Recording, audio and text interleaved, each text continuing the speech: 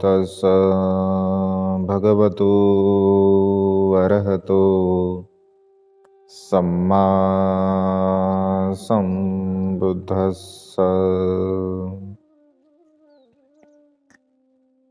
विश्ववंदनीय विश्वशांतीदूत, प्रज्ञा शील समाधीचे उद्गाता, महान करुणावान करुणेचा सागर तथागत सम्यक संबुद्ध, त्या तथागतांचा पावन आणि पवित्र सद्धम्म, त्या सद्धम्माचा सातत्याने प्रचार आणि प्रसार करणारा सदा पूजनीय भिक्खू संघ, बुद्ध धम्म आणि संघ या महान तीन रत्नाची आम्हा सर्वांना माहिती करून देणारे, आम्हा सर्वांचे आधारस्तंभ, भारतीय घटनेचे शिल्पकार परमपिता बोधिसत्व गुणप्रथम डॉक्टर बाबासाहेब आंबेडकर यांच्या धम्मक्रांतीमध्ये संपूर्ण जीवन समर्पित करतो। आज या मंगलमय प्रसंगी आपणा सर्वांच्या हितासाठी, सुखासाठी आणि कल्याणासाठी भगवंतांचे अत्यंत महत्त्वपूर्ण आणि मंगलदायी असे धम्मदेशना देण्याचा प्रयत्न करत आहोत। धम्मपद, गाथा आणि कथा या अत्यंत महत्त्वपूर्ण अशा ग्रंथावरती आपण धम्मदेशना श्रवण करत आहोत। यापूर्वीच्या भागामध्ये आपण महास्तवीर सारिपुत्त यांची परिव्रज्या कशा प्रकारे झाली या संदर्भामध्ये देशना श्रवण केली होती। आजच्या या देशनेमध्ये सारिपुत्त म्हणते अग्रश्रावक कसे बनले, अग्रश्रावक बनण्यासाठी त्यांनी किती महान आणि असीम असं पुण्यकर्म केलं, कुशल कर्म केलं, या संदर्भामध्ये आपण ही देशना बघणार आहोत। कारण भिक्षूंच्या मनामध्ये शंका उत्पन्न झाली होती जेव्हा सारिपुत्त आणि महामुद्गलायन भगवंताकडे येत असतात, तेव्हाच भगवंत असे म्हणतात की भिक्षूंनो, ते जे दोन मित्र येत आहेत ते दोन मित्र माझ्या धम्माचे अग्रश्रावक बनणार आहे। तेव्हा अनेक भिक्षूंना असं वाटतं की भगवंताने तोंड पाहून या दोघांना पद दिले आहे, कारण संघामध्ये पंचवर्गीय परिवर्जक आहेत, संघामध्ये येश आहे, येशचे 55 मित्र आहे, षडवर्गीय भिक्षू आहेत, नदी काश्यप, गया काश्यप, उर्वेला काश्यप आहे। एवढे मोठे सिनियर भिक्खू सोडून भगवंताने आताच नवीन प्रवर्जित झालेल्या या भिक्षूंना धम्मामध्ये अग्रस्थान दिलेलं आहे। अशा प्रकारे भिक्षूंच्या मनामध्ये शंका आणि कुशंका उत्पन्न होत असते। तेव्हा भगवंत असे म्हणतात की भिक्षूंनो, मी कोणाचंही तोंड पाहून कोणालाही पद दिलेलं नाही आहे। ज्यांनी जशा प्रकारचं पुण्यकर्म केलं, जशा प्रकारचं कुशल कर्म केलं आणि ते पुण्यकर्म, ते कुशल कर्म करत असताना त्याने जे परिश्रम घेतले, मेहनत घेतली, त्यांचं ध्यान मनन चिंतन केलं आणि अनंत पारमिता आपल्या जीवनामध्ये पूर्णत्वास नेलेला आहे, त्या पारमितेचं फळ त्यांना त्यांच्या जीवनामध्ये प्राप्त झालेलं आहे। कारण भगवंत असे म्हणतात की आपण जशा प्रकारचे संकल्प करत असतो त्या संकल्पाला अनुसरून वर्तमान काळामध्ये आपल्याला सुख आणि दुःख प्राप्त होत असते। अनेक लोकांचे मिथ्या संकल्प सुद्धा असतात किंवा अनेक लोकांचे सम्यक संकल्प सुद्धा असतात। जे ज्ञानी लोक असतात, प्रज्ञावान लोक असतात, बुद्धिमान लोक असतात, तर त्यांचे सम्यक संकल्प असतात, परंतु जे मिथ्या दृष्टीचे लोक असतात, अकुशल कर्म करणारे लोक असतात, तर त्यांचे मात्र मिथ्या संकल्प असतात। जो मनुष्य जशा प्रकारचे संकल्प करत असतो तशा प्रकारचं सुख आणि दुःख त्या मनुष्याला त्याच्या जीवनामध्ये प्राप्त होत असते। आणि म्हणून भगवंत असे म्हणतात की तुम्ही जे काही कर्म करता, जे काही कार्य करत असता, तर ते कार्य उद्देशपूर्तीने आपण केलं पाहिजे. म्हणजे कोणत्याही प्रकारचं दान कर्म, पुण्यकर्म, शीलाचं अनुसरण, प्रज्ञेचा अभ्यास जर आपण करत असेल, तर आपल्या जीवनामध्ये एक विशेष आपण संकल्प मनामध्ये धारण केला पाहिजे की मी माझ्या जीवनामध्ये हे जे पुण्यकर्म करत आहे, हे जे कुशल कर्म करत आहे, ही दानपारमिता माझी पूर्णत्वास नेत आहे, मी प्रज्ञेचा अभ्यास करत आहे, हे सर्व प्रकारचं कुशल कर्म, पुण्यकर्म मी जो संकल्प केला आहे, तो संकल्प पूर्णत्वास नेण्यासाठी हे पुण्यकर्म, हे कुशल कर्म सहाय्यक ठरो. अशा प्रकारची भावना आपण आपल्या मनामध्ये निर्माण केली पाहिजे. कारण भगवंत असे म्हणतात की जर तुम्ही तुमच्या जीवनामध्ये संकल्प करून जर पुण्यकर्म केलं, कुशल कर्म केलं, तर तुम्हाला त्याचा लाभ होऊ शकतो. म्हणजे संकल्प केला नाही आणि पुण्यकर्म आपण केलं तर त्याचं पुण्य होत नाही असं नाही आहे. त्याचं सुद्धा पुण्य होते, ते सुद्धा कुशल कर्मच होते.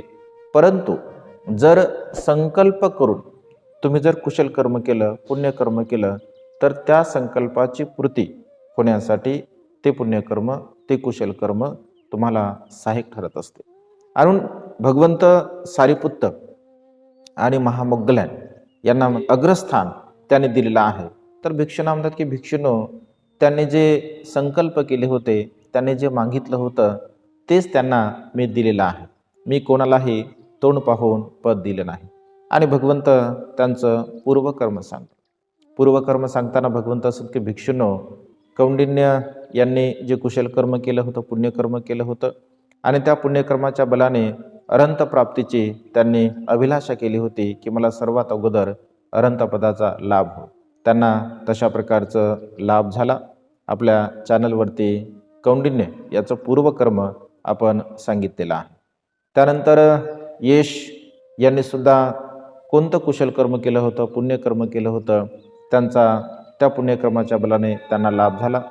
त्यांच्या मित्राने सुद्धा ते पुण्यकर्म केलं होतं आणि अरहंत प्राप्तीची त्यांनी अभिलाषा केली होती, त्यांना अरहंतपद प्राप्त झालं. षडवर्गीय भिक्खूंनी सुद्धा त्यांच्या जीवनामध्ये केवळ अरहंत प्राप्तीचं कुशल कर्म, पुण्यकर्म केलं होतं, तर त्यांना ते प्राप्त झालं. नदी काश्यप, गया काश्यप, उर्वेला काश्यप यांनी सुद्धा आपल्या जीवनामध्ये अरहंत प्राप्तीचं पुण्यकर्म, कुशल कर्म संकल्प केला होता, त्यांना ते प्राप्त झालेलं आहे. आणि त्यामुळे मी कोणालाही तोंड पाहून पद दिलेलं नाही आहे. अशा प्रकारे भगवंत त्या ठिकाणी विश्लेषण करत असतात. तेव्हा भिक्षू म्हणतात की भगवान, मग सारिपुत्त आणि महामोग्गलायन यांनी कोणतं कुशल कर्म केलं होतं, यांनी कोणतं पुण्यकर्म केलं होतं? भगवंत समोर भिक्षूंनो, एक वेळचा प्रसंग आहे आणि भगवंत सारिपुत्त आणि महामोग्गलायन यांचं पूर्वकर्म सांगतात की त्यांनी त्या पूर्वकर्मामध्ये कोणत्या प्रकारचं असं कर्म केलं होतं, कोणता संकल्प केला होता, त्या संकल्पाला अनुसरून त्यांना अग्र श्रावक पद प्राप्त झालेलं आहे. भगवंत असे म्हणतात की भिक्षूंनो, एक वेळचा प्रसंग आहे.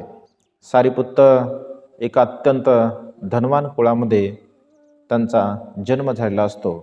तेव्हा त्यांचं नाव शरद मानवक अशा प्रकारचं असतं. महामोग्गलायन यांचा अत्यंत धनवान कुळामध्ये जन्म झाला असतो, ज्याला महाशाल कुल अशा प्रकारे म्हटलं जात असते. या दोघांचाही अत्यंत धनवान कुळामध्ये जन्म झालेला असतो आणि विशेष रूपाने याही जन्मामध्ये त्यांची अत्यंत दृढ अशी मैत्री असते. आणि त्या मैत्रीच्या बलाने जे काही दोघंही कर्म करत असतात, तर त्या कर्माला अनुसरून ते जीवन जगत असतात. शरद मानवक त्या गावातील अत्यंत प्रतिष्ठित अशा महाधनवान कुळामध्ये जन्मास येत असतो. काही दिवसानंतर त्याचे मातापिता जेव्हा मृत्यूला प्राप्त होत असतात, मृत्यूला प्राप्त झाल्यानंतर त्या संपूर्ण धनसंपत्तीचा तो अधिकारी बनतो आणि तो विचार करतो की माझ्याकडे एवढी धनसंपदा आहे आणि ही धनसंपदा मी काय करणार आहे. मी काहीतरी माझ्या पारलौकिक जीवनाच्या संदर्भामध्ये विचार केला पाहिजे. हे भौतिक जीवन क्षणभंगूर आहे, नष्ट होणार आहे, अशा प्रकारे शरद मानवक यांच्या मनामध्ये विचार उत्पन्न होत असतो. आणि हा विचार उत्पन्न झाल्यानंतर तो विचार करतो की आपण प्रवर्जित झालं पाहिजे.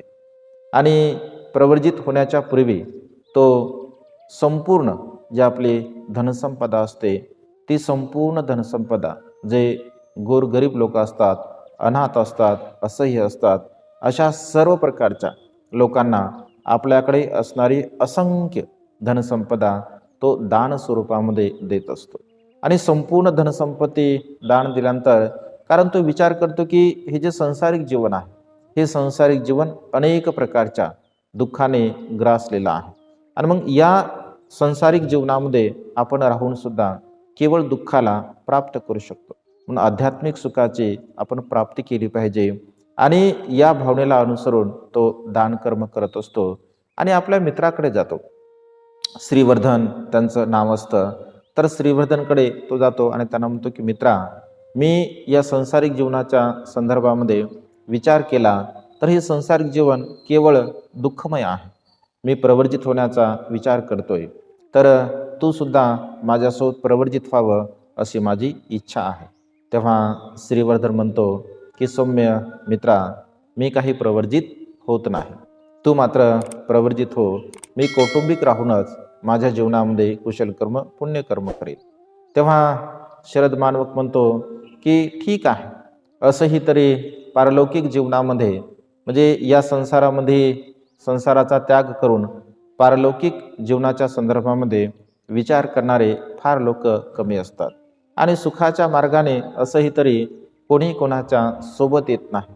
प्रत्येकाला सुखाचा मार्ग हा स्वतः त्याचा अवलंब करावा लागतो. आणि अशा प्रकारे तो विचार करून त्या ठिकाणी हिमालय पर्वतामध्ये जात असतो. हिमालय पर्वतामध्ये गेल्यानंतर त्यांना एक शिष्य मिळतो, 2 शिष्य मिळतात, 3 शिष्य मिळतात, 4 शिष्य, अशा प्रकारे वाढत वाढत जाऊन त्यांचे 74,000 शिष्य समूह निर्माण होत असतो. शरद मानवक ध्यान मनन चिंतन करत असतो आणि ध्यान मनन चिंतन करून अभिज्ञा आणि 8 समापती यांना तो प्राप्त करत असतो.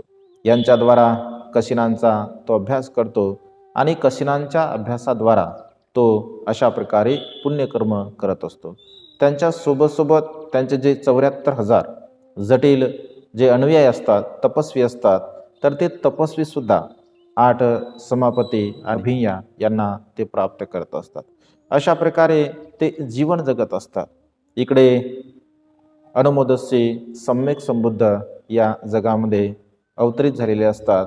सम्यक संबुद्ध आपल्या निरोध समाधीमधून उठत असतात आणि निरोध समाधीमधून उठत असताना संपूर्ण या ब्रह्मांडाचं ते अवलोकन करत असतात.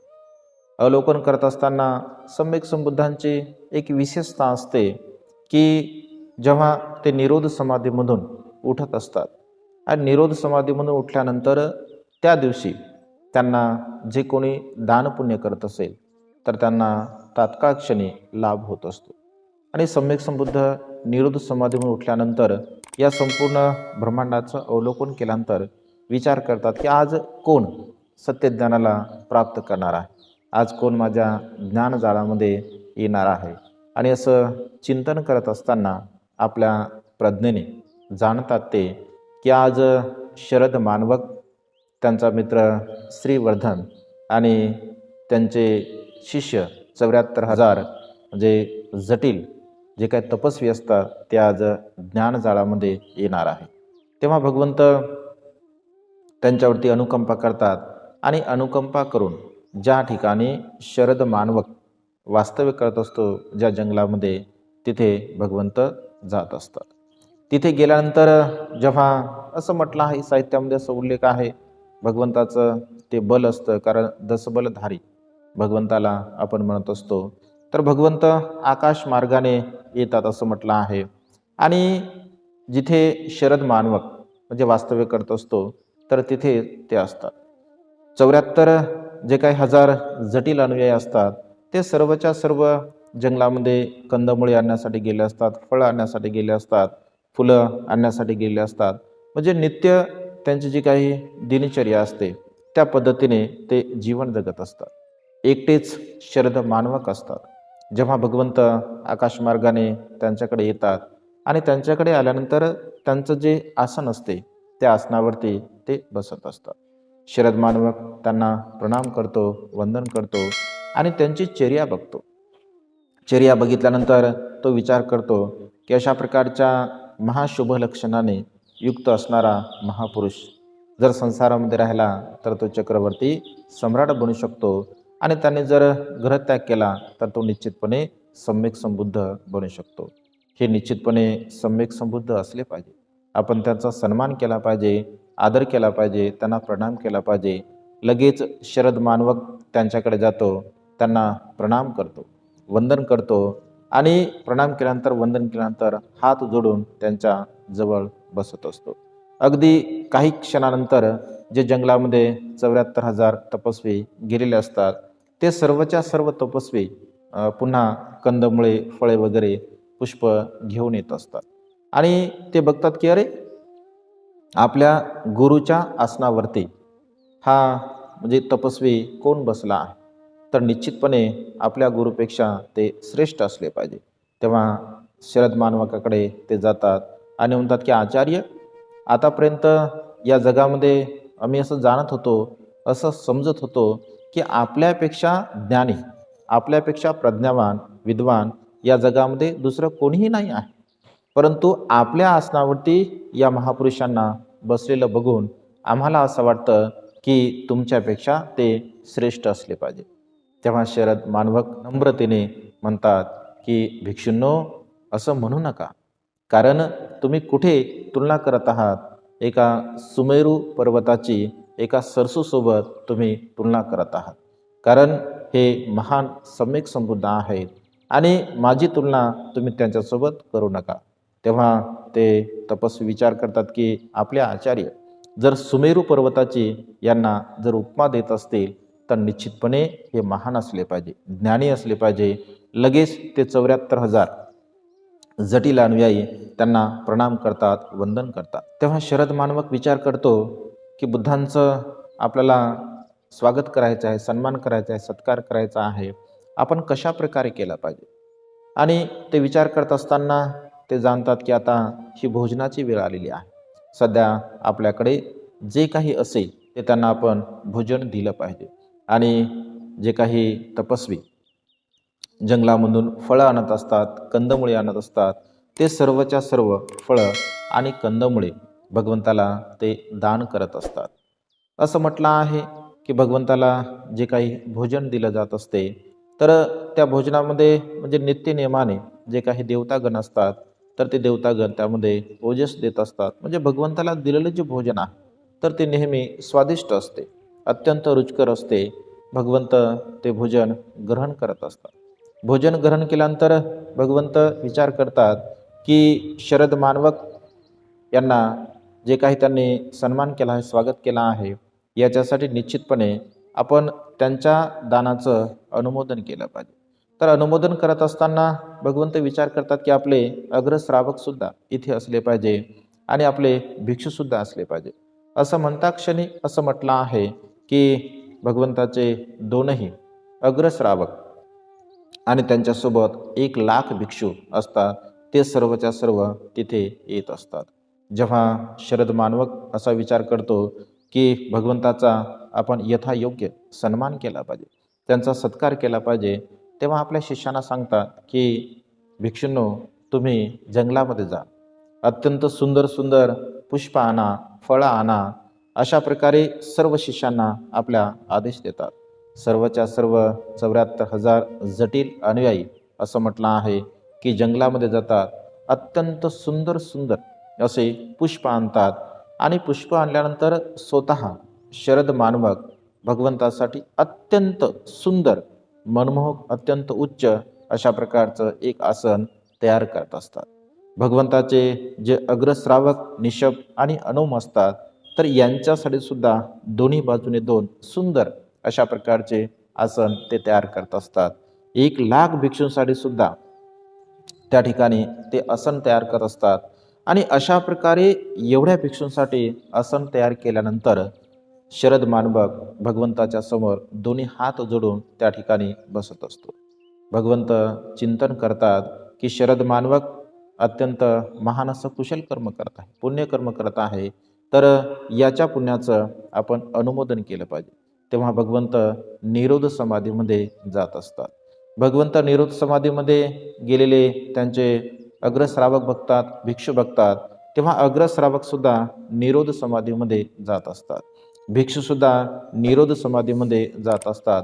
म्हणजे 7 दिवसापर्यंत कुठल्याही प्रकारचं कार्य न करता केवळ ध्यान मनन चिंतन करणे, त्याला निरोध समाधी असं म्हटलं आहे. भगवंताचा संपूर्ण भिक्खू संघ निरोध समाधीमध्ये जात असतो. आणि निरोध समाधी त्यांनी लावल्यानंतर अन्य जे तपस्वी असतात, तर ते तपस्वी जेवढा वेळ त्यांना तिथे बसायचा आहे तेवढा वेळ ते तिथे बसत असतात आणि मग अन्य आपले कामंसुद्धा करत असतात. ते जंगलामध्ये जातात, फळं आणतात, फुलं आणतात. परंतु शरद मानवक मात्र 7 दिवसापर्यंत कोणत्याही प्रकारे आपली क्रिया न करता केवळ भगवंताकडे बघत असतात, अग्रस्रावाकडे बघत असतात. हात जोडून 7 दिवसापर्यंत त्या ठिकाणी ते राहत असतात. 7व्या दिवशी जेव्हा भगवंत निरोध समाधीमधून म्हणजे उठतात आणि निरोध समाधीमधून उठल्यानंतर शरद मानवकाने आणि त्यांच्या शिष्याने जे कुशल कर्म, जे पुण्यकर्म केलं असतं, त्या पुण्यकर्माचं भगवंत अनुमोदन करत असतात. कारण भगवंत असे म्हणतात, यांनी खूप कठीण अशी परिचर्या केली आहे, यांनी खूप कठीण असं कार्य केलं आहे, निश्चितपणे यांनी केलेल्या कार्याचं त्यांना फळ मिळालं पाहिजे. तेव्हा भगवंत आपले अग्रश्रावक निसब यांना आदेश देतात की निसब, या संपूर्ण जटिल अनुयांनी जे काही पुण्यकर्म केला, कुशल कर्म केला आहे, या कुशल कर्माचं, पुण्यकर्माचं आपण अनुमोदन करावं. निसब अग्रश्रावक प्रज्ञापारमितीच्या द्वारा अत्यंत सुंदर आणि मार्मिक असा उपदेश देत असतो. परंतु त्यांचा उपदेश श्रवण करून जे तपस्वी असतात त्यांना विशेष असा लाभ होत नाही. त्यांचं मन प्रसन्न होते, आनंदी होते. पुन्हा भगवंत आपले जे द्वितीय अग्रश्रावक आहेत अनुम, यांना सुद्धा उपदेश करण्यासाठी सांगत असतात. तेही सुद्धा त्रिपिटकांच्या आधारावरती अत्यंत मार्मिक अशी देशना देत असतात. परंतु ही देशना त्या तपस्व्यांना अधिक लाभकारक होत नाही. तेव्हा भगवंत प्रत्यक्ष त्या ठिकाणी त्या 74,000 जटिल अनुयांना उपदेश करत असतात. उपदेश करत असताना भगवंत दान, शील, प्रज्ञा ह्यावरती उपदेश देत असतात. उपदेश दिल्याबरोबर जे 74,000 जटिल अन्वयी असतात ते सर्वच्या सर्व अरहंत पदाला प्राप्त होत असतात, दुःखमुक्त होत असतात. परंतु शरद मानवकाला मात्र कुठल्याही प्रकारचं ज्ञान प्राप्त होत नाही. इथे आपल्या मनामध्ये एक प्रश्न निर्माण होऊ शकतो की शरद मानवक अत्यंत विद्वान होते, ज्ञानी होते, प्रज्ञावान होते. त्यांचे 74,000 जटिल अनुयायी तपस्वी जर अरहंत पदाला प्राप्त होऊ शकतात, तर मग शरद मानवक अरहंत पदाला का प्राप्त होत नाही? कारण 5 म्हणजे अभिज्ञा आणि 8 समापती त्यांना प्राप्त झालेल्या असतात. कशींचा ते अभ्याससुद्धा करत असतात. परंतु शरद मानवक यांच्या मनामध्ये डावाडोल असतो. त्यांचं चित्त भगवंताच्या देशनेकडे विशेष रूपाने नसतं. तर भगवंताच्या बाजूला जे भगवंताचे अग्रश्रावक बसलेले असतात, तर त्या अग्रश्रावकाकडे त्यांचं चित्त असते. तेव्हा ते भगवंताला म्हणते की भगवान, आपल्या बाजूला जे बसलेले आपले अग्रश्रावक आहे, तर या बुद्ध शासनामध्ये त्यांचं काय योगदान आहे, बुद्ध शासनामध्ये त्यांची काय विशेषता आहे? तेव्हा अनुमोदसी भगवंत असे म्हणतात की शरद, हे जे माझ्या उजव्या बाजूला बसलेले आहे, तर ते माझे अग्रश्रावक निसब आहे. माझ्या डाव्या बाजूला जे बसलेले आहे ते अनुम, माझे द्वितीय अग्रश्रावक आहे. बुद्ध शासनामध्ये माझ्यानंतर जर धम्माला कोणी परिवर्तित करू शकत असेल, धम्माला जर कोणी गती देऊ शकत असेल, तर हे 2 माझे अग्रश्रावक आहे. अशा प्रकारे भगवंत शरद मानवक यांना सांगतात. तेव्हा शरद मानवक म्हणतो की भगवान, मी जे कुशल कर्म केलं आहे, मी जे पुण्यकर्म केलं आहे, या 7 दिवसापर्यंत जेवढं माझ्या काया वाचा मनाने कुशल कर्म झालं, पुण्यकर्म झालेलं आहे, जेवढी भगवान मी आपली सेवा केलेली आहे, या संपूर्ण कुशल कर्माच्या बलाने भगवान मी सुद्धा येणाऱ्या काळामध्ये जे सम्यक संबुद्ध असतील त्या सम्यक संबुद्धांचा अग्रश्रावक बनावे, अशा प्रकारे मला आशीर्वाद द्या. तेव्हा अनुमोदस्य भगवंत जाणता की खरोखर याने जो संकल्प केलेला आहे तो संकल्प पूर्णत्वास जाणार आहे का. तेव्हा ते जाणतात की होय, अनेक कल्पानंतर या भूमीमध्ये सिद्धार्थ सम्यक संबुद्ध जन्मास येणार आहे. ज्या सिद्धार्थ सम्यक संबुद्ध शाक्य कुळामध्ये त्यांचा जन्म होईल, त्यांची माता महामाया देवी असेल, पिता राजा शिदुधन असतील, त्यांचा पुत्र राहुल असेल, पत्नी यशोधरा असेल, यांचे उपस्थापक भंत्या आनंद असतील आणि त्या भगवंताचे अग्रश्रावक हा शरद मानवक सारिपुत्त या नावाने या सृष्टीमध्ये असेल, महामोग्गलायन यांचे द्वितीय अग्रश्रावक असतील. अशा प्रकारे भगवंत जाणतात आणि म्हणतात की तुमचं मनोरथ निश्चितपणे पूर्ण हो. अशा प्रकारे भगवंत त्यांना आशीर्वाद देतात आणि आशीर्वाद दिल्यानंतर पुन्हा ते विचार करतात की आपण आपल्या मित्राला सुद्धा ही गोष्ट सांगितली पाहिजे. त्यांच्याकडे गेल्यानंतर श्रीवर्धन त्यांचं अत्यंत सन्मान करतो, त्यांना बसण्यासाठी आसन देतो आणि त्यांना म्हणतो की मित्रा, तुझ्यासोबत जे असणारे जे 74,000 जटिल अनुयायी कुठे गेले आहे, तू एकटाच आलेला आहे. तेव्हा शरद मानवक म्हणतो की आमच्या निवासस्थानी अनुमोदस्य सम्यक संबुद्ध आले होते, त्या भगवंताने आम्हाला उपदेश दिला आणि माझे संपूर्ण शिष्य 74,000 शिष्य अरहंतपदाला प्राप्त झाले. मी मात्र कोणत्याही प्रकारे ज्ञानाला प्राप्त केलं नाही, कारण मी भगवंताचे जे अग्रश्रावक आहे त्या अग्रश्रावकांच्या प्रती माझ्या मनामध्ये विचार उत्पन्न होत होता आणि त्या भगवंताकडे मी येणाऱ्या बुद्ध शासनामध्ये जे सम्यक संबुद्ध असतील त्यांचं अग्रश्रावक पद मागितलं आहे. अद्याप त्यांचं द्वितीय अग्रश्रावक पद शिल्लक आहे, तू सुद्धा त्यांच्याकडे जा आणि त्यांना तशा प्रकारची याचना कर, अशा प्रकारे शरद मानवक आपला मित्र श्रीवर्धन यांना सांगत असतो. श्रीवर्धन म्हणतो की माझं तर काही त्यांच्यासोबत परिचय नाही आहे. तेव्हा शरद मानवक म्हणतो की तू त्याची काळजी करू नको, तू फक्त त्यांच्या स्वागताची तयारी कर. आणि श्रीवर्धन सुद्धा अत्यंत प्रसन्नतेने अत्यंत श्रद्धेने सुंदर अशा प्रकारच्या मंडपाची व्यवस्था करत असतो. सुंदर त्या ठिकाणी वाळू बिछून म्हणजे अत्यंत सुंदर अशा फुलाचे आसन त्या ठिकाणी तो तयार करतो. इकडे सम्यक संबुद्धाकडे अनुमोदस्य भंतेकडे शरद मानवक जातो आणि त्यांना विनंती करतो की आपल्या मित्राकडे आपण चलावं. तेव्हा भगवंत 1,00,000 भिक्खूसह आणि हे जे 74,000 तपस्वीसुद्धा अरंत झाले असतात, एवढ्या विशाल भिक्खू संघासह भगवंत श्रीवर्धन यांच्या घरी येत असतात. तेव्हा अत्यंत सन्मानपूर्वक त्यांचं ते स्वागत करतो, सन्मान करतो. भगवंताला भिक्खू संघाला स्वतःच्या हस्ते तो भोजन देत असतो.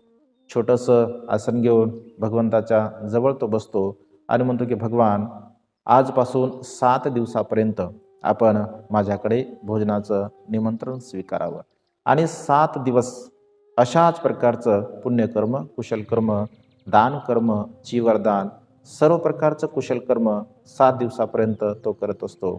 8व्या दिवशी एक छोटंसं आसन घेतो आणि म्हणतो की भगवान, मी जे कुशलकर्म केलं आहे, मी जे पुण्यकर्म केलं आहे, या कुशलकर्माच्या बलाने, या पुण्यकर्माच्या बलाने भगवान येणाऱ्या सम्यक संबुद्धाच्या काळामध्ये हा जो माझा मित्र शरद मानवक आहे यांनी अग्रश्रावकाचं पद मागितलेलं आहे. भगवान, मी आपणासमोर याचना करत आहे की जे द्वितीय भगवंताचं अग्रश्रावक पद आहे ते द्वितीय अग्रश्रावक पद मला प्राप्त व्हावे, जे मी कुशलकर्म केलं, पुण्यकर्म केलं या बलाने. तेव्हा भगवंत जाणतात की खरोखर यांना द्वितीय अग्रश्रावक पद प्राप्त होऊ शकते का. भगवंत जाणतात की होय, याने जे कुशलकर्म केलं, पुण्यकर्म केलं, या कुशलकर्माच्या बलाने, या पुण्यकर्माच्या बलाने यांना सुद्धा द्वितीय अग्रश्रावक पद प्राप्त होणार आहे. म्हणजे अशा प्रकारे भगवंत शरद मानवक आणि श्रीवर्धन यांनी जे कुशलकर्म केलं, पुण्यकर्म केलं, या कुशलकर्माच्या, पुण्यकर्माच्या संदर्भामध्ये सांगतात आणि म्हणतात की भिक्षुनो, त्यांनी जे संकल्प केले होते, कारण सम्यक संबुद्धांच्या समोर त्यांनी प्रत्यक्ष रूपाने अग्रश्रावक पद आम्हाला प्राप्त व्हावं या दृष्टिकोनातून पुण्यकर्म केले होते, कुशल कर्म केले होते. या कुशल कर्माच्या बलाने, या पुण्यकर्माच्या बलाने या बुद्ध शासनामध्ये त्यांना अग्रश्रावक पद प्राप्त झाले आहे. भिक्षूंनो, मी कोणालाही तोंड पाहून पद दिलेलं नाही आहे. ज्यांनी जे कुशल कर्म केले होते, ज्यांनी जे पुण्यकर्म केले होते, त्या पुण्यकर्माच्या बलाने त्यांना ते प्राप्त झालेलं आहे. अशा प्रकारे भगवंत संपूर्ण भिक्खू संघाला सारिपुत्त आणि महामोग्गलायन यांनी कोणत्या कुशल कर्माच्या बलाने अग्रश्रावक पद प्राप्त केला आहे या संदर्भामध्ये देशना देत असतात. तेव्हा भिक्षू पुन्हा विचार करतात की भगवान, संजय वेलट्टीपुत्राची अशी गती का झाली आहे?